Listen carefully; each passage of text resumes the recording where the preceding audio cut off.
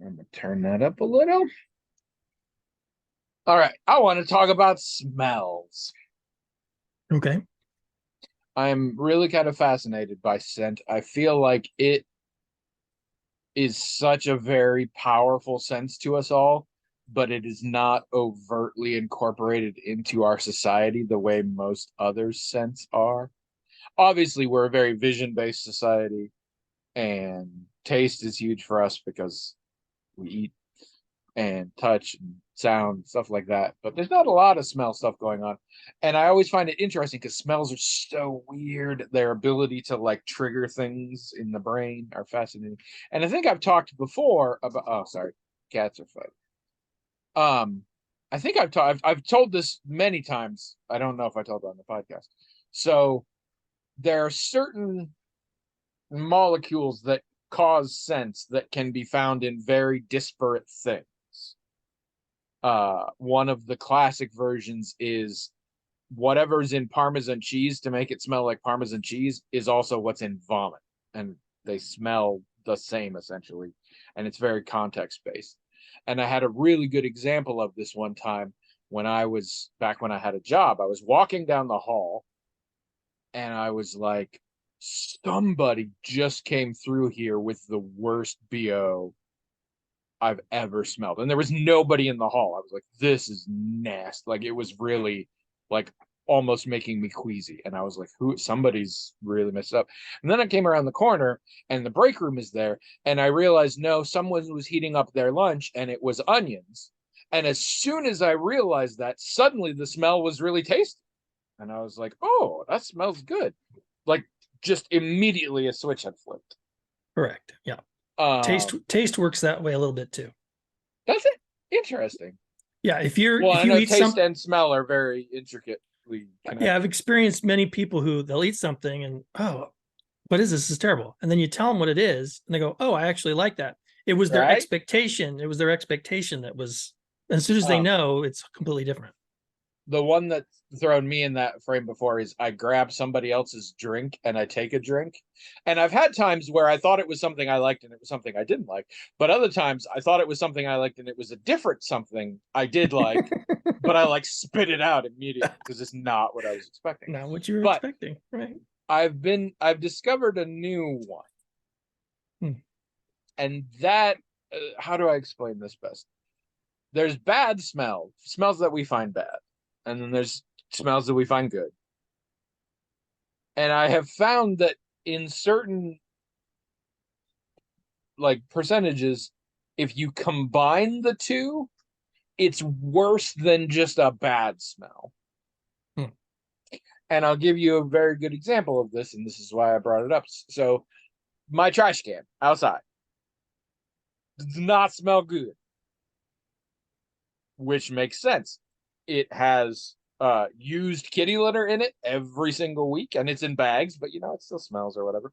It's out in the sun. It's been out for years. You know, it has all sorts of wet and dry and various types of garbage. It smells like garbage. It's gross.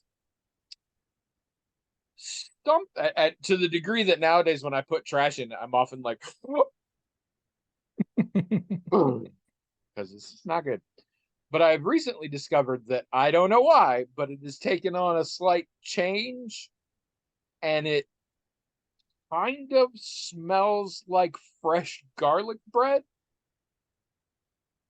but also still like nasty garbage, like combined. And I find it so much worse than just the smell of nasty garbage. Oh yeah, right.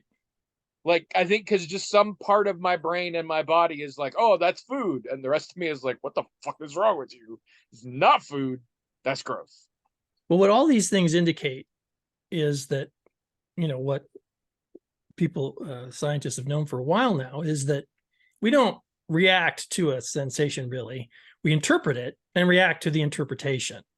Yeah. So, and what you're talking about, which is a fairly common thing in all types of stimuli, like auditory stimuli is the same, where if you put two sounds together and one part of your brain is saying, oh, that's pleasant, and the other part is saying, oh, that's terrible, that's actually worse, because Yeah. the two things together is very uncomfortable. That cognitive dissonance is very uncomfortable. So you get that sense, that cognitive dissonance from senses. That's nobody likes that. Well, and then of course, and I'm sure it's different ones for everybody, but I assume everybody has these. There are smells that are bad, and I keep wanting to smell them.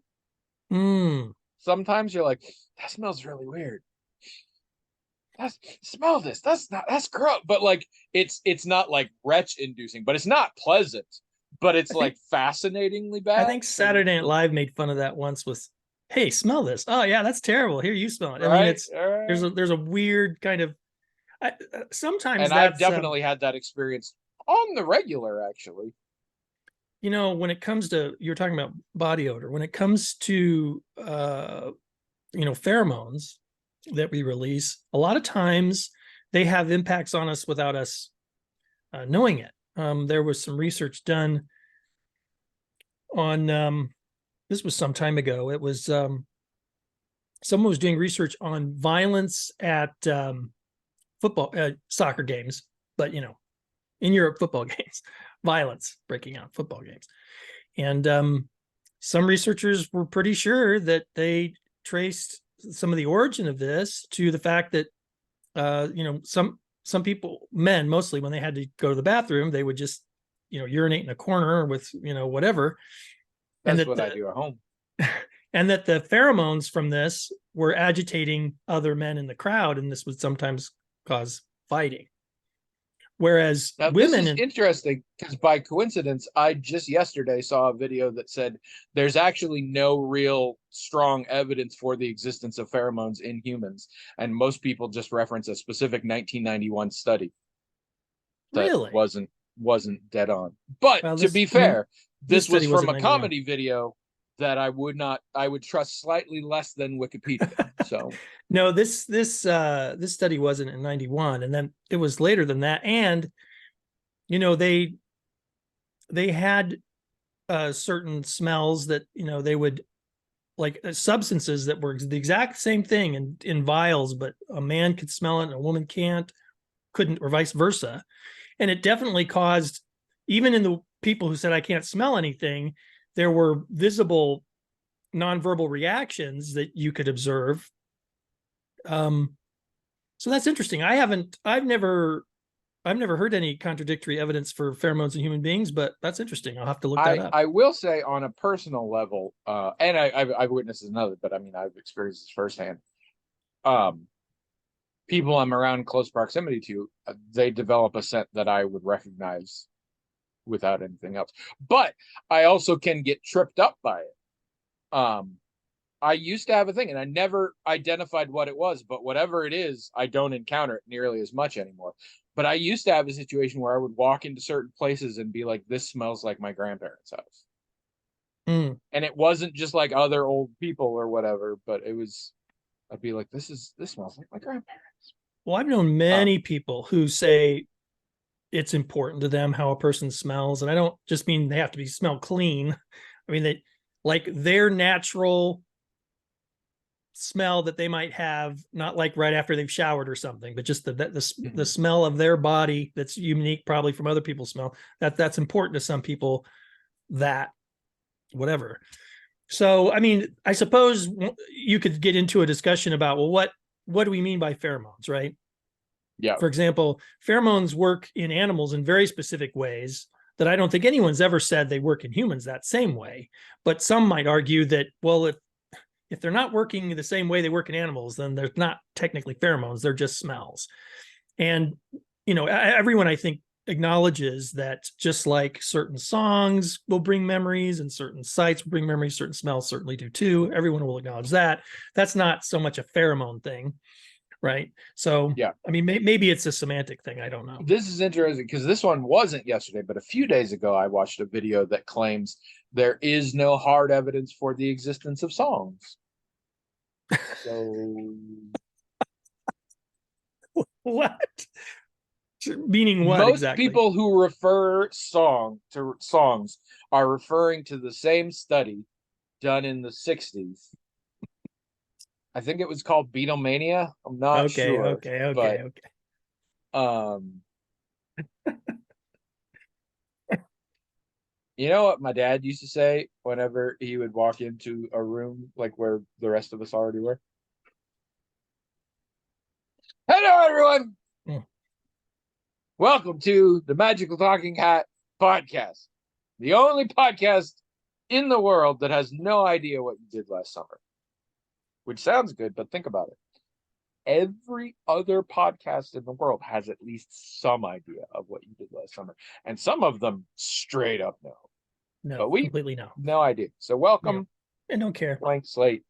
I should specify. My father said that whole thing Yeah, the whole every thing. time he walked into Yeah, a room. that's what I assumed. That's where we got the name, the Magical Talking Hat, because your It dad was just said so that all the weird. time. Dedicated to my father. He'd love that. I'm Tony. And I'm William, and this is episode 643. Let's stop for a second here. I know we've just begun the episode, but you just got your own name wrong. I know. You needed 2 tries. Are you okay? No, I'm not. Did you think you were Willem Dafoe for a second? No. I Nope. occasionally think you're Willem Dafoe. I'm not quite sure how to take that. Fun fact, William was interesting. voted most likely to become a Green Goblin in his high school. Not sure it had anything to do with comics. It's For those nose. of you just joining us, we have a hat. It's magical in that it has its own email address, themagicaltalkinghat@gmail.com. And people write in to that email address, themagicaltalkinghat@gmail.com, with sort of whatever the crap they want, really. Questions are a lot of times. Sometimes it's just topics. Sometimes, who knows? Riddles, fortune cookies, ciphers, doodles. Surprising number of Hero Forge screenshots. The hat on its own magically forwards the emails to us, and we read them, talk about them till we're bored, and that's basically the show. And William, I said that very carefully, is in the same room but in a slightly different position, which is why some of you may notice that his background kind of looks different. This is where I was last week too. I wasn't looking last week. Probably the light was just different at that point. So, how's your week been? You are back in school. You are studenting it up. Yeah, it's not been great. It's not been horrible or anything. I mean, it's, I'm getting things done. I'm turning things in on time and all that stuff. It's not that, but you know me, it's not good enough that it ends well. It's got to go well, and it hasn't really gone very well, but it's just the first week and it's fine. But I am sort of flustered, but I'll be okay. It's nice to get a break like this, actually. See, whereas my life is great, but then I have to stop and do this for an hour. I'm trying to think. Seems like we must. Did you watch any hundreds of $1 million grossing movies this week? I'm thinking.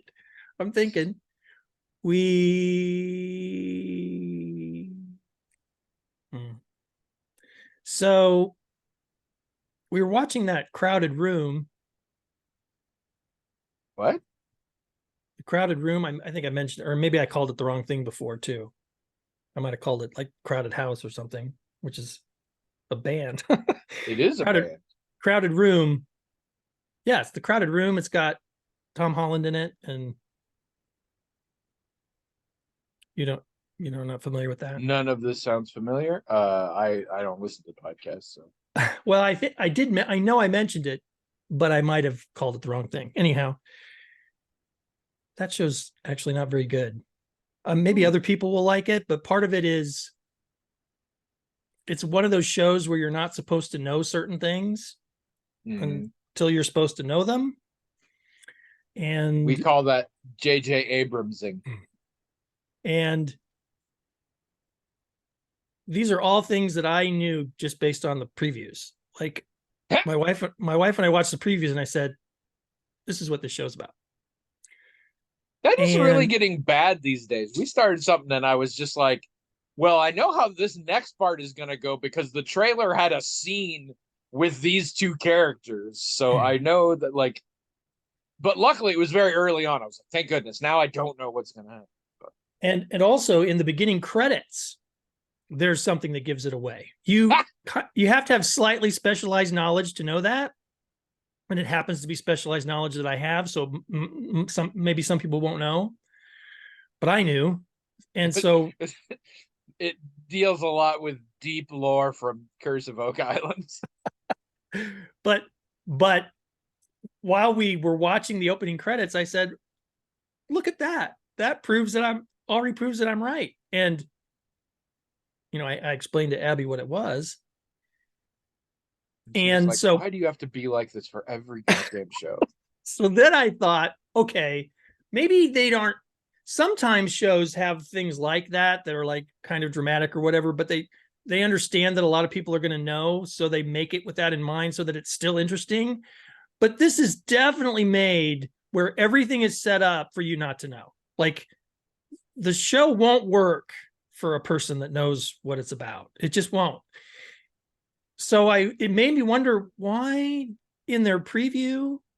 I mean, again, I say specialized knowledge. It's not that specialized. I mean, there's probably a lot of people who know what that thing in the preview means. But I think a lot of people probably knew before they started watching it. And again, there are ways for you to know, like the show about Jeffrey Dahmer, for example. You know what's going to happen. You know what he did, right? You don't watch that for the suspense, right? Really, except maybe. Could you imagine somebody who's like, I've never heard of Jeffrey Dahmer, is like, oh shit, watch this. What's going to happen? Oh, that would fuck you up. A person doesn't make that thinking that the people viewing don't know who it is, yes. Right? So there are ways you can tell these stories where you kind of presume people know, but they clearly put this together in a way where certain things were supposed to be huge, dramatic, oh my gosh, revelations, like in the 5th episode or whatever, but they weren't. I don't think just for me either. I think for a lot of people. So it's kind of disappointing. I like Tom Holland. Kind of TV show I am starting among the many movies and TV show that I am starting to sort of root out of my life because I realize I never liked them. This is one. If it is a TV show and the mystery of it is essentially the entire reason to watch the show, I will just go to Wikipedia. Yeah. And don't get me wrong, there are TV shows where the mystery covers all the way to the end, but there's other things why you'd want to watch it. A lot of Mike Flanagan stuff, there is mystery till the end, but the solution to that mystery is not the only reason to watch. You could know the answer and still enjoy the series. And a movie, I will let get away with this sometimes. If it's an interesting enough mystery, I can sit around for 2 hours unsure and do it. But with a TV show, it's just it's creating suspense. It's a scam is what it is. JJ Abrams does this all the time. I'm going to tell you just enough that you want to know, and then I'm going to feed you bits until the end so that you will watch every episode. And trust me, it will be very unsatisfying at the end. We watched, so similar to that, it was Mrs. Davis. Do you know about this? It's got Betty Gilpin in it. See, well, first of all, we don't pay for Peacock, and I'm pretty sure I could only watch the first episode if I don't pay for Peacock. But also, that was one of them. I'm like, I'm not going to give a shit. And in fact, more than that, we're going to have at least 2 seasons before we actually have any big reveals. We'll have stuff that seems like big reveals, but it won't give us any resolution because that's how these fucking shows work. Yeah, it kind of worked like that. And I think Damon Lindelof was one of the producers on that show. So it was kind of like that. So we watched that. And the one really great one that people talk about Lindelof was The Leftovers. And The Leftovers, I've read up on it. It's not a show for me, but it's all about what is happening in it. There is some mystery, but it's all about the interactions of the people and their choices and things. And it's not just about, oh, what did the numbers in the bunker mean, or that kind of bullshit. So, And we also watched Silo. oh, that I'm had very curious about this. that had one episode that seemed kind of wasted. Only But one? Nice. yeah, That's a good average. yeah. But for the most part, I thought it was interesting. I thought it was well put together and acted. I don't want to say anything about the ending.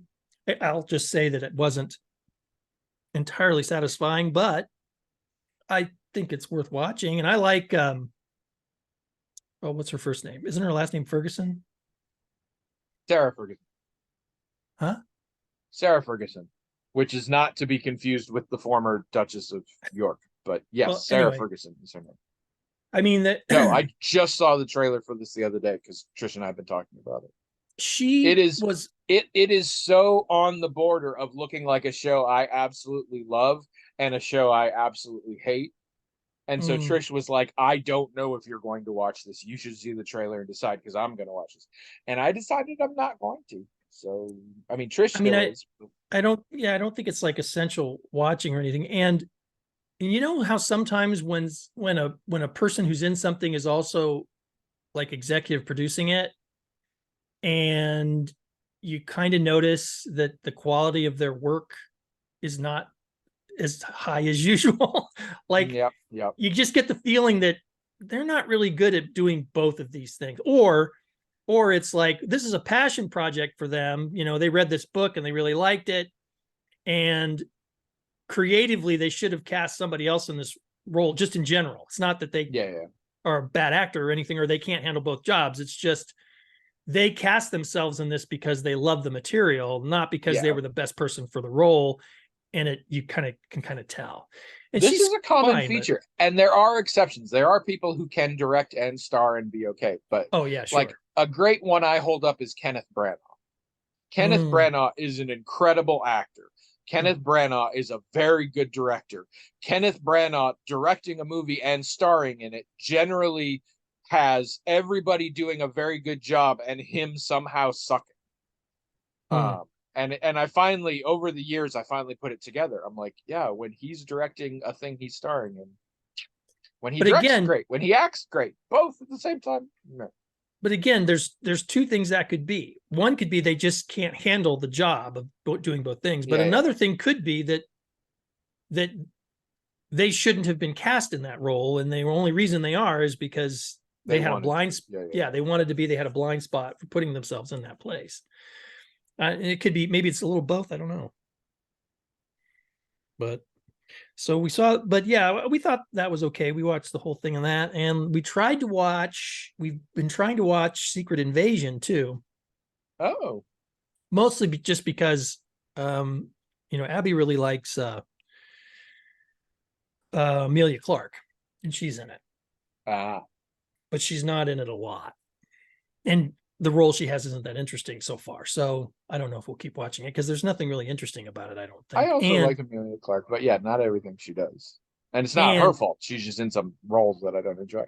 Right. And this is also one of those things where you pretty much know what's going to happen. So there's like, I mean, I'm sure you could be surprised by some things, but it's like, you're not going to be surprised in general, like there's, this person is going to betray this person. Maybe you didn't predict that specific betrayal, but you knew there was going to be one. I mean, yeah, you could probably guess. You are saying the words that best explain why I essentially am done with the MCU. I'm not surprised anymore. I've seen them all. Even if I didn't see that specific one or guess that specific one, I've seen it happen 1,000 times. Oh, and we're watching Black Mirror, and that's also, some of the episodes are having those problems. Like, this isn't all right, this is too many. I think it's you. I don't think it's television. I think it's you. No, maybe it is me. You're watching them wrong. Well, people have been telling me that for years, that I watch TV wrong. I watch movies wrong.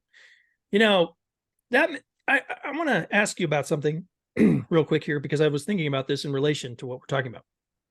So if a person says they love something, and let's use television as an example, they love television, does that mean that they'll watch anything that's on television and they'll love it? Or does it mean they love, like, they have high standards for what is good television and they're going to watch, that's what they're going to like? They're not going to like garbage television. Or does it mean none of those things? Or well, this is a tricky one because I consider the idea of somebody saying, I just love television, to be an absolutely wild thing to say. It's kind of like saying, I really like food. Like, yeah. it is like that. A, we all like some food. B, none of us like all food. So what are you saying? But let's use that as an example. I love food. Do you think the person means that they'll just eat anything that's set in front of them? Or do you think they're a foodie who's kind of a food snob? Or neither? Or both? Or I don't know what. Not probably neither, because now that I think about it, I'm somebody who would say I love food. All right, here's what I will go with. Here would be my guess. Honestly, what I would say, assuming they didn't themselves add in detail, I'd be like, what do you mean by that? Because here's what I'm guessing. I'm guessing when a person says it, it doesn't always mean the same thing for everybody. Well, probably not. Right. Here is how I would interpret the phrase, I just love television. I interpret it as, in general, I consider the breadth of the art form to which I have access in the present day to largely be good. And overall, the activity of watching episodic series is something I enjoy. That being said, obviously there are some bad ones and some good ones, and some that I like more than others on a personal level. But just in general, it is a conglomeration of a particular art form and an activity to consume them, both of which I in general enjoy. I think that's reasonable. How I would interpret that. That sounds reasonable. That sounds really reasonable.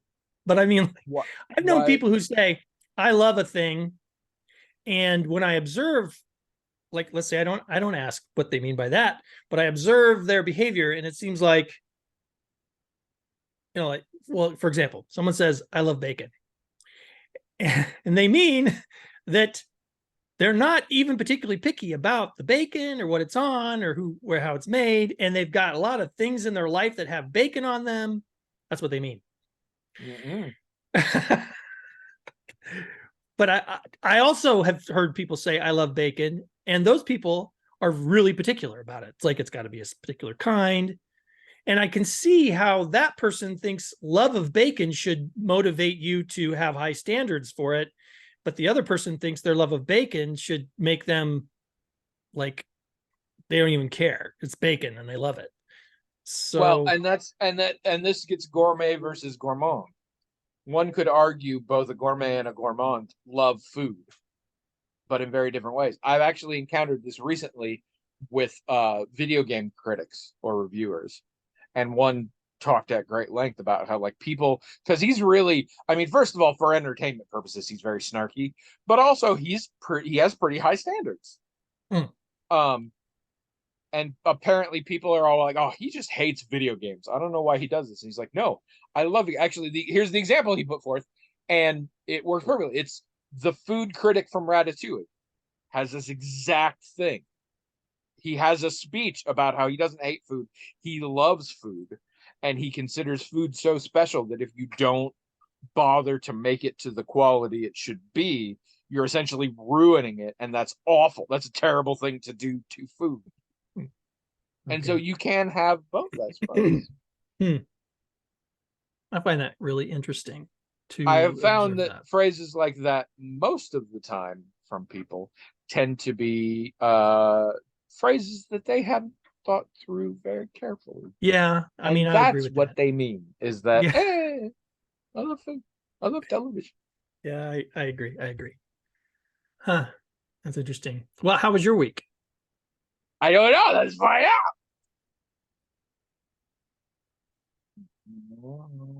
Some strangers walking through our yard for some reason. Oh Oh, my is it- god. Oh my god. Oh my god. Oh my god. Oh my god. Oh my god. Oh my god. What? This has been bugging me for years. And Trish is the only one who has ever heard about it because it bugs me in the moment and I never remember later. This time I wrote it down. Ooh, here we go. You ever seen a commercial for metal supermarkets? No. It's literally a company called Metal Supermarkets. And it's a place where there's all sorts of different kinds and shapes and things of metal for construction and things like that, that you can just go and get whatever you want. They have very short YouTube commercials that come up every once in a while. It's fun. I love it. I am friends with and live next door to a guy who has his own makerspace. I absolutely see the benefit of this kind of thing. And it appears to be a large chain. And that can be really handy. It's like certain parts I need. Oh, it's a metal focused sort of hardware or whatever. But it's called Metal Supermarkets. Okay. Metal Supermarket. Do you know what its slogan is? Obviously, Well, of course. you never No, heard I it don't. before. No. Would you guess what the slogan is? It's very simple. Um, I'll give you a hint. The name of the business is Metal Supermarket. yeah, I figured that was already it. So the slogan is, it's I don't know. you're really killing my thunder here pretty bad. I'm sorry. It would make sense for a business called Metal Supermarket to have a slogan that said, it's a supermarket for metal. Pretty straightforward. That's their slogan is just No, it's that. not their slogan. That Oh. would make sense if it was their slogan. Oh, okay. Their slogan is Metal Supermarket, a convenience store for metal.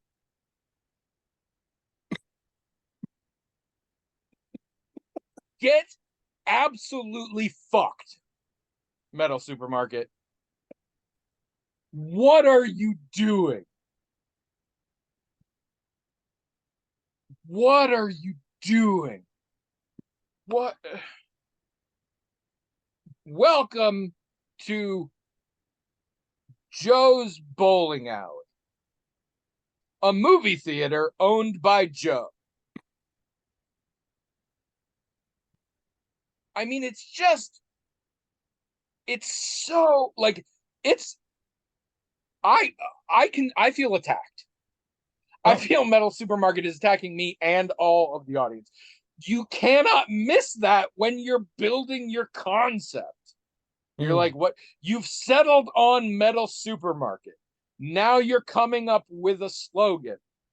If we're in that meeting and I'm like, okay, Metal Supermarket, can we play off this? Very straightforward. Yeah, let's call it a convenience store for metal. I would slap you in the face if you said that. I mean, a supermarket and a convenience store are different things. Very different things. Yeah.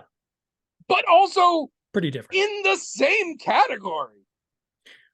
Yes. Like, welcome to the large coat barn, an extra, extra large barn for coats.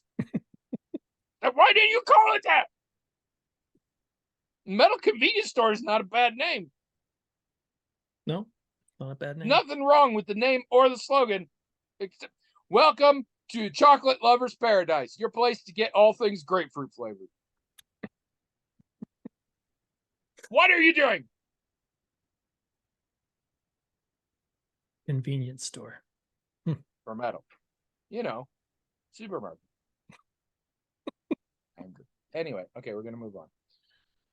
I got some movies I got to talk about. I watched a surprising number of movies this week, but I also got to talk about some shows and things. I want to talk about Atlanta, and I've talked about Atlanta before, but we need to get serious about Atlanta. Oh, serious. Okay. We finished the show. It had 4 seasons. They're on Hulu. It's done. No, it's done. I didn't know that. It's done. And I have said often the show is absolutely buck wild, which it is. In that it is not a consistent show. It what it seems to want to be doing is changing throughout season to season and even episode to episode. It's there are main characters and largely they have a story arc, but sometimes the story arc jumps ahead for no reason. Sometimes the story the situation changes drastically without it being explained. Sometimes they have episodes that have almost nothing to do with those characters. Sometimes they have episodes that have nothing to do with those characters. Sometimes they have episodes that seem to have nothing to do with those characters and turn out it was a dream one of those characters had. But there's still a huge overwhelming arc, but it is ultimately a really creative and revolutionary television show created by Black people about the African American experience in a variety of forms. And it plays with it in sometimes with sort of bitter realism and then with a lot of surrealism and occasional fantasy. It's also very funny. All the time, it does really well with that. Sometimes it can be funny, but also hard to watch. Sometimes it can just be funny. It has some of the best actors working today on it. Donald Glover is the least of it, and I adore Donald Glover. But it's got Brian Tyree Harry.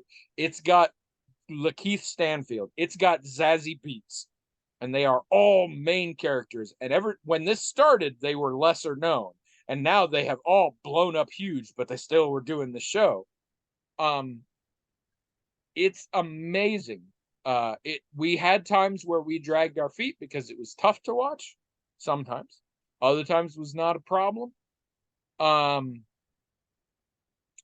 can't. I recommend it to everybody. It's not the best show out there. It is a very important show.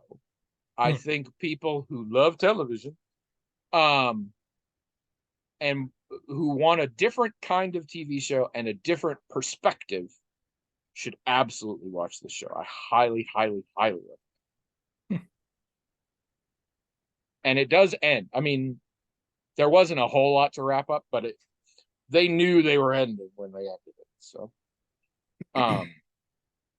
so I would check that out. We also started watching a new show. It's not new, but new to us. It's called Station 11. It's on Max. And it's a show that I almost didn't watch. Trish was like, "Do you want to watch the show?" I really do. And I watched it and I'm just like, I'm really worried about this. It looks like it's going to be very good, but in a way that is going to be very hard on me. We have watched one episode, and it is exactly both of those things. I'm continuing to watch it. It is apparently based off of a novel, but within the story, there is also a graphic novel called Station 11.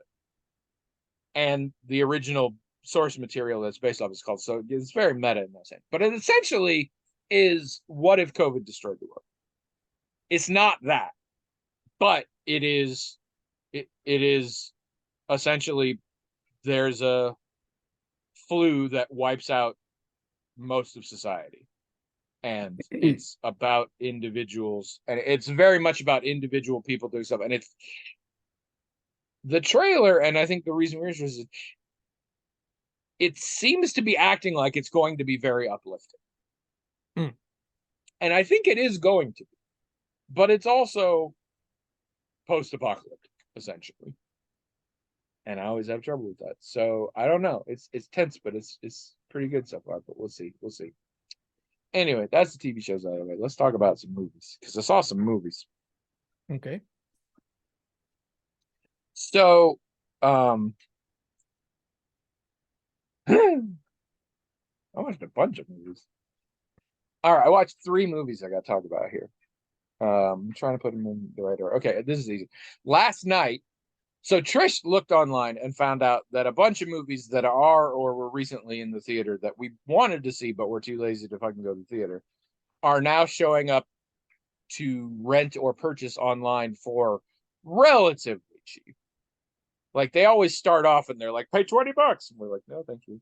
But then eventually we get down. And so she sent me a whole bunch the other day. So for date night last night, we picked one and watched it. We finally watched the Dungeons and Dragons movie, Honor Among Thieves. Oh, what'd you think? Have you seen the Dungeons and Dragons movie? Twice. Twice? Mm-hmm. In the theater both times? No, it was free from Oh, somewhere. you have Paramount Plus? Oh, is that what was on? Yeah, we do. Yeah, it still is, I think. But we paid $6 on. Why did you watch it twice? That's interesting. Because the kids play D&D and they've played it over here and stuff. And so they were really excited about the film, but didn't get to see it in the theater themselves. So they were over here and it happened to be there to watch. We were probably going to watch it again anyway, because we did like it in the theater, not enough to go back to the theater again, but we did like it. So we ended up watching it a second time with them. We actually, it was $6 to rent. We actually paid $10 to buy it for a similar thing. We're going to be at Virginia Beach before too long, and there are family members there we think might want to see it. So, yeah. So you liked it? Yeah. I mean, it wasn't like high art or anything, but yeah, I liked it. Did you not like it? I mean, how did you feel? Yeah, I mean, the real answer is I felt nothing. Oh. The real answer is it's a very prevalent kind of movie that I somehow don't consider a movie, and every single MCU film falls into this. This was a group of actors got together and talked, and there were action scenes and there were special effects and production, and it went for about 2.5 hours, but it wasn't what I would think of as like a movie. I don't know. It was entertaining. It's good. And it has some really good actors. I enjoy it. It also, and this is damning with faint praise, because in my opinion, she's poorly cast and everything. Far and away my favorite Michelle Rodriguez role. Yeah, pretty good. But I don't think it's amazing. I just think most of the time she's given really crap roles to work with, and this was kind of fun. So what interested me about this movie is nobody is thinking of it as even remotely a video game type movie, even though when we were watching it, a lot of the entertainment value came from seeing things that we saw in the video games. So, I mean, I think we interacted with it like it was a video game movie, but nobody's talking about it in those terms. You are what we call posers. There were some really great references in it, and one of my favorite, and it cracked me up. There is a scene where our group of heroes is in a place, and behind them, for story-related reasons, another group of adventurers runs by, and it's very quick, blink and you'll miss it kind of thing.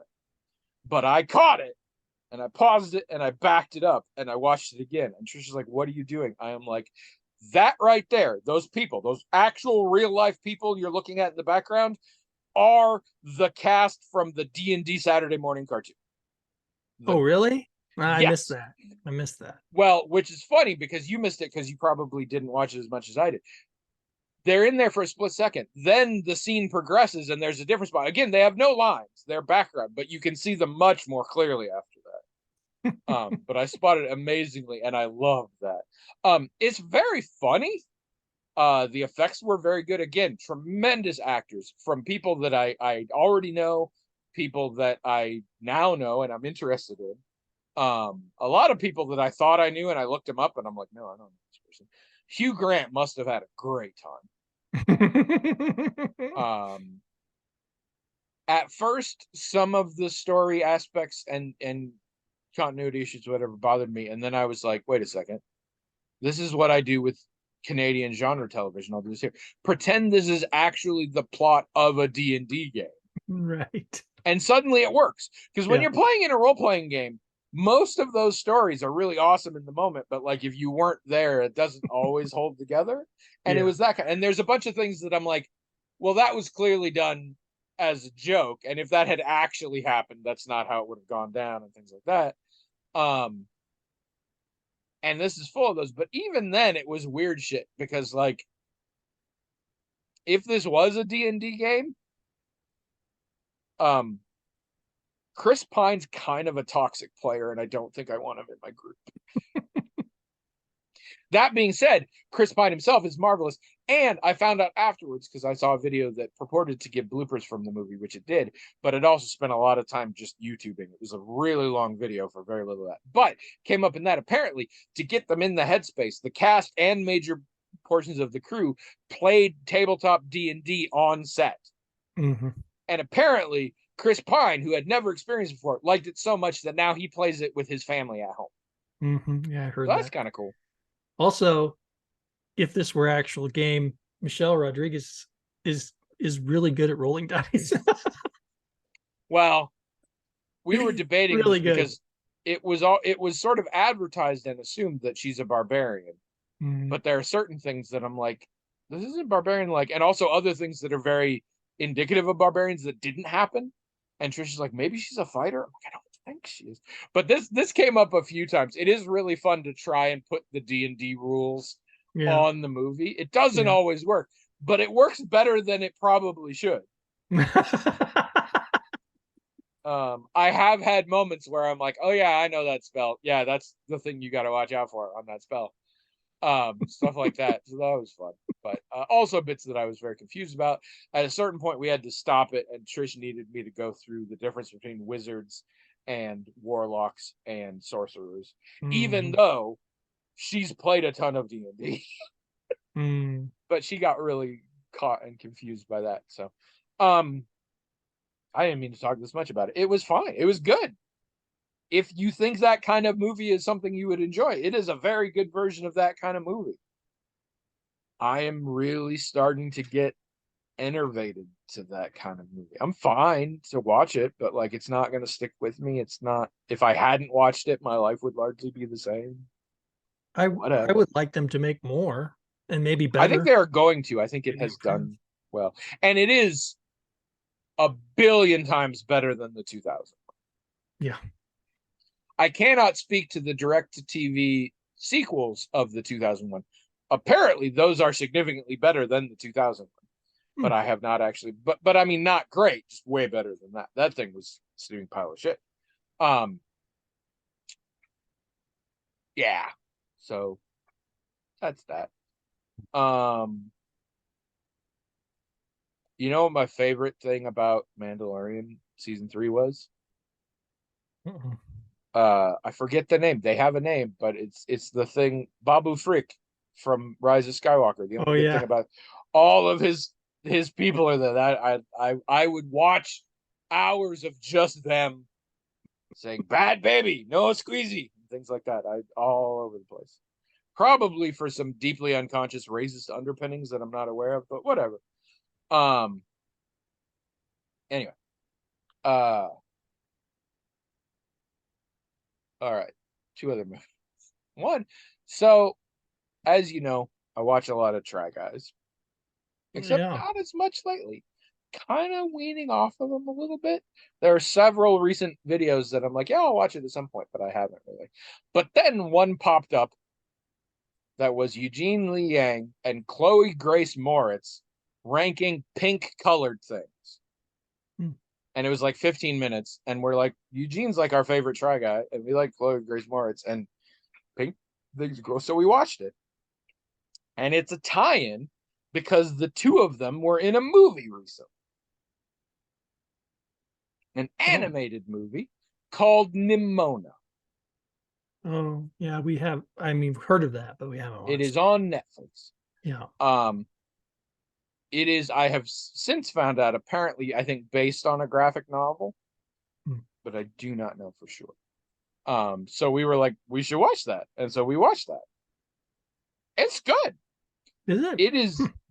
It is not great in some way. I don't know. Here's the thing. It is very good for certain reasons and not for, in general, it is a very good movie. It's a good time.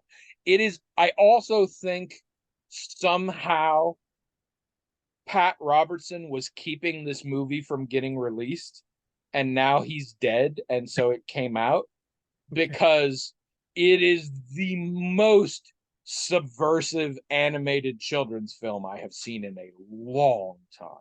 Hmm.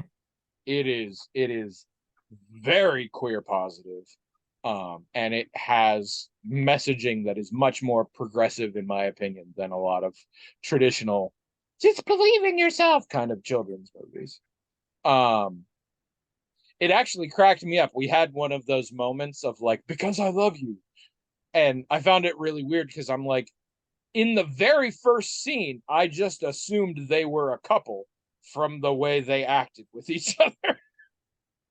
And so this big reveal, and they're like, what? I'm like, wait, are you two the last two to know you're in love? Like, because, and I don't mean like the sexual tension is obvious. I mean, genuinely, the way they acted, the way they looked at each other, I assumed it was part of the story that they were an established couple. Hmm. And then later they're like, because I love you. And I'm like, oh, yeah. But yeah, it's good. It's sort of a post-apocalyptic sci-fi thing. I believe the premise is there's monsters out in the world, and long ago a brave knight lady figured out there was monsters and fought them off, and then founded this walled city, and founded this group of knights to protect us from monsters. But it's done like it's a very modern like sci-fi thing. Like they have flying machines and electronics and stuff, but they also still have like knights with swords and stuff. So it's a weird sort of mix. Visually and aesthetically, and this may not be coincidence because it's another Annapurna films. It reminds me very much of Arcane in terms of its like look and vibe. Hmm. But it was a good time.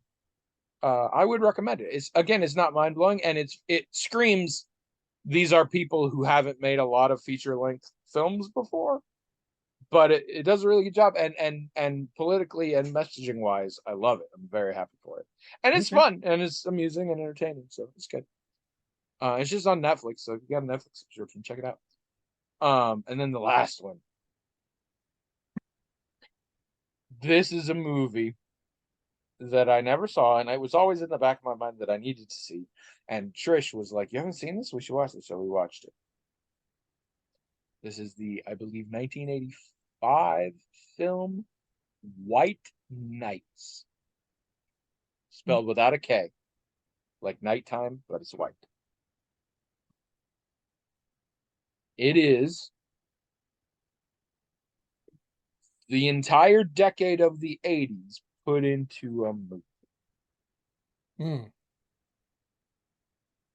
It is a movie starring four people, two of whom at the time were quite famous, and two of whom were not famous. And in fact, one of them got an introducing credit in it. Mikhail Baryshnikov, Gregory Hines, Helen Mirren, and introducing Isabella Rossellini. I remember this film now. I didn't see it, but I remember it being promoted. As the years go on, I become more and more aware that my true soulmate in life was the late great Gregory Hines. Oh, I adore that man. I adore that man no matter what he is doing. I adore that man when he is speaking. I adore that man when he is singing. And I really adore that man when he is dancing. incredible talent for sure. And this movie has in it multiple parts where I'm just like, they just said, we've got Gregory Hines. Let's just have him dance for a while. Like they have scenes that are like Kevin Bacon in the warehouse in Footloose kind of scenes, but they also have like one scene where Gregory Hines is just giving exposition, but he decides to do it while doing interpretive dance as relates to it. And I am super here for it. But it is also very it's I had a very similar feeling to when I saw Candyman, the original Candy. The movie is not what you think the movie is about, or at least the movie is not only what you think about. White Knights is surprisingly timeless for being the entire decade of the 80s put into a movie. Because White Knights is, I mean, it's 85. It is 4 years from the Berlin Wall falling. It is a movie that is about the Cold War. And in fact, it almost entirely takes place in the Soviet Union. And it is a movie that actually shows, to an extent, both sides of the problem. Mm. Why would you want to side with the Soviets? Well, because look, the Americans are also super shitty in these ways. It manages to do that while still being very pro-American. Right. Like, there's a lot of, I think, unbiased sort of discussion, but then the characterization, all the Americans, even the problematic ones, are like still ostensibly good guys, and the actual Soviets we have in the movie are like just Disney villain levels of evil. But it's also, here's what I said right after Finn. It's a movie about intersectionality. Before that was a term, because the movie is largely about the four main characters I mentioned all are incredibly different from each other. And it's basically about them having to make their life choices based on the various aspects of their life that put pressure on them. So some of them are Soviets, some of them are Black, some of them are women, and some of them are various combinations of this. And all of them end up having to sort of have done different things and make different decisions and things like this based around this concept. And the fact that you and I share this common thing that we have to deal with, but we make vastly different life choices because we also have these other things going on. And it addresses them fairly directly. It's a surprisingly progressive film, in mine and Trish's opinion, for the time period. So I would recommend it. Again, I think we had to pay $6 on Amazon or whatever, but we did it. So yeah, a lot of decent movies I got to see. That was fun. Gregory Hines was in quite a few things back in the day. Oh yeah, no, he was a hot thing for a while. Yeah. I have this theory. I don't know if it's any good. So there is a time period that, I mean, there is a point in time at which Black tap dancers started getting credit for that skill by mainstream society. Up to that point, mostly it was just sort of, there was the same thing with Black musicians. It was the same thing. There was a certain point at which they got to sort of break into mainstream. And there was a point at which Black tap dancers got to have mainstream success. There is also a point in history where we collectively as a species decided we kind of don't give a shit about tap dancing anymore. And between those 2 points, I think the only people that actually really benefited are Gregory Hines and Sammy Davis Jr. Maybe Ben Vereen. But that's basically it.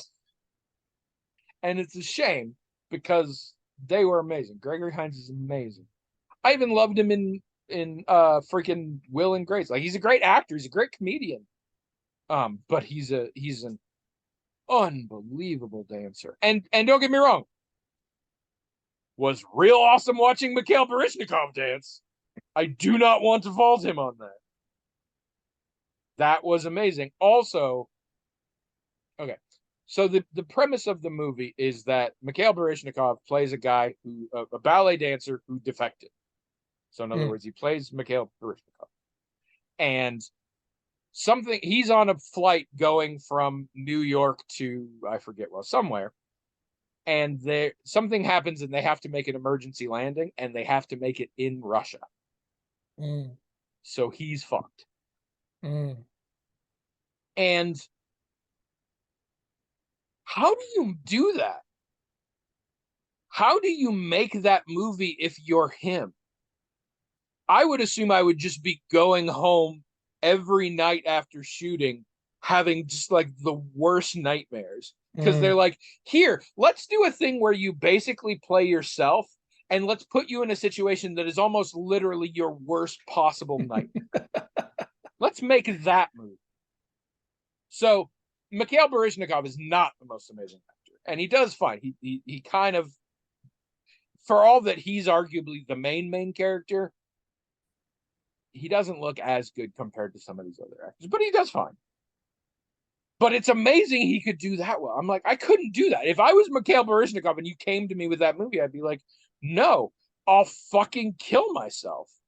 I'll beat my head against the wall every night when I go home trying to make this movie because you're asking me to essentially live through my actual version of hell. How do you do that? Well, I mean, maybe he just wanted the story to be told, you know. Yeah. And it's a good story. I mean, is an interesting story. He is a nuanced character in the movie for an 80s movie. Yeah, it's very cool. Enjoyed that.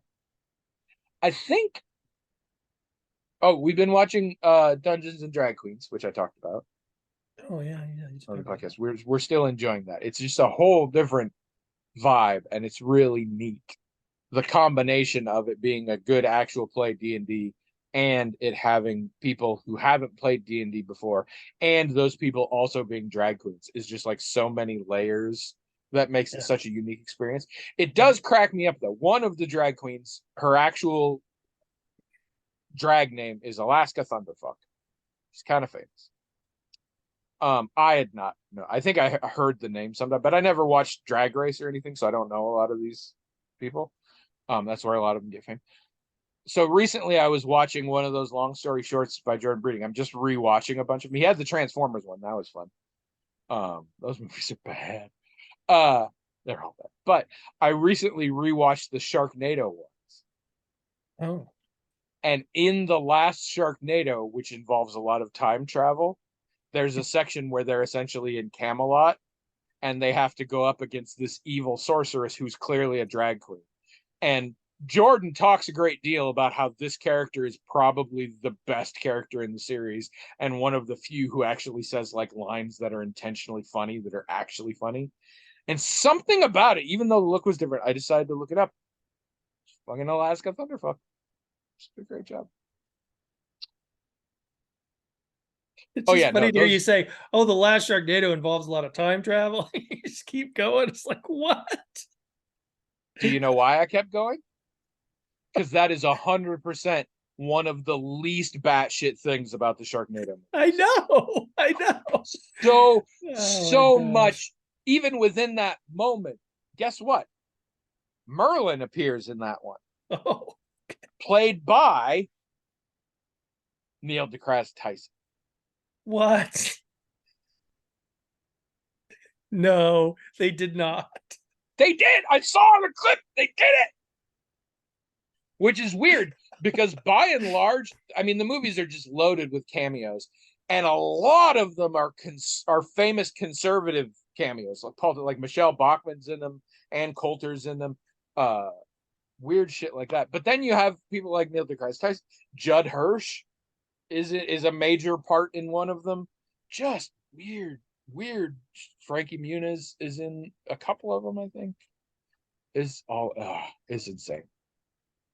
I would never want to watch them, but I liked watching the long story short about it.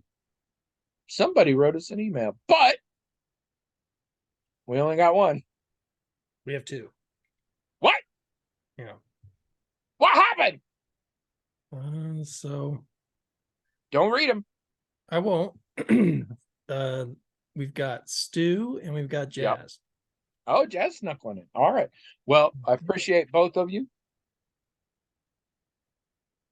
Did I talk about this with Ted Lasso originally? I appreciate you. I noticed in Ted Lasso, in every circumstance where I would normally think someone would say, I appreciate it, or I appreciate that, he always said, I appreciate you.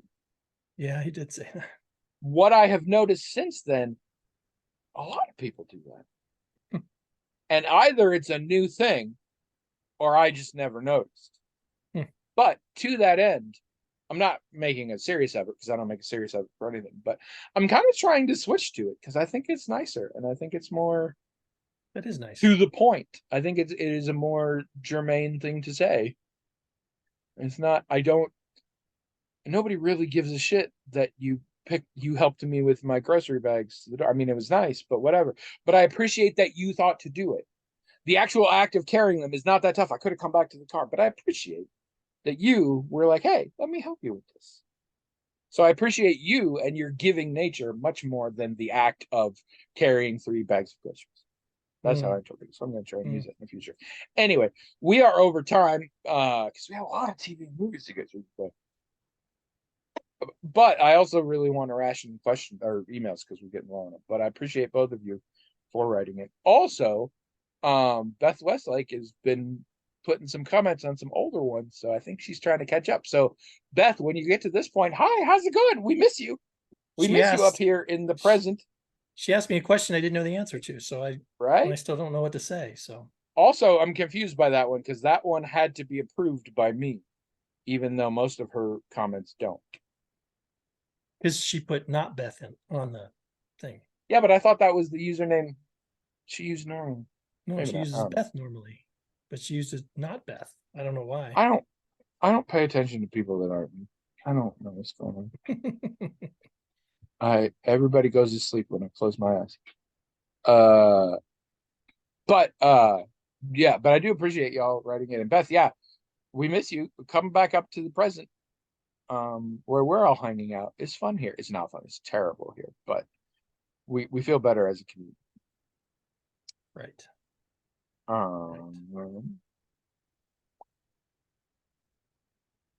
I got to hear a recent bit from Patton Oswalt, who I'm mostly done with. I'm kind of over him, but he had a bit talking about how 2016 and the election was the baby boomers' final temper tantrum.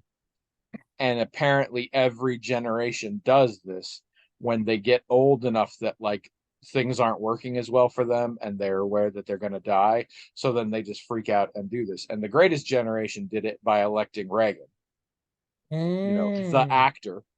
And then the boomers did it by electing the racist game show host.